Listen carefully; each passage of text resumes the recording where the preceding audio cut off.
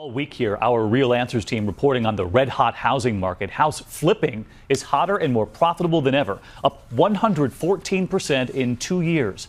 ABC's Rebecca Jarvis asking tonight, is now the time? And that famous shark, Barbara Corcoran, with a warning. On reality TV, it looks so easy. The bigger the disaster, the better the makeover. Find an ugly property, hit a few snags, tear down a wall, and voila, a happy ending. But in the real world, if you think the business of flipping a house is easy, go visit a shrink. It ain't. New numbers show 1 in 5 flips doesn't turn a profit. In Charlotte, North Carolina, stay-at-home mom Lisa, her friend Armella, and Armella's sister are working on their first flip.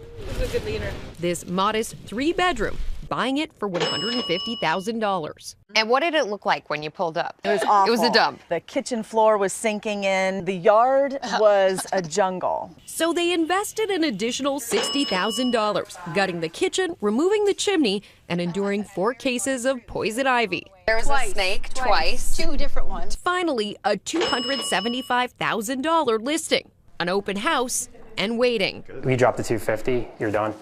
We get somewhere in the 240s, maybe we get a bidding war.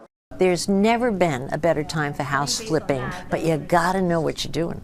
It takes longer than you ever expected, costs you more than you ever expected. If you do want to get in the game, the experts' advice, plan for delays. Today's average flip takes 101 days to complete. Don't go overboard. Studies show renovations that cost more than 23% of the purchase price lose money for the flipper. And start selling early while you're still renovating. Every day that a house sits on the market is costing you money.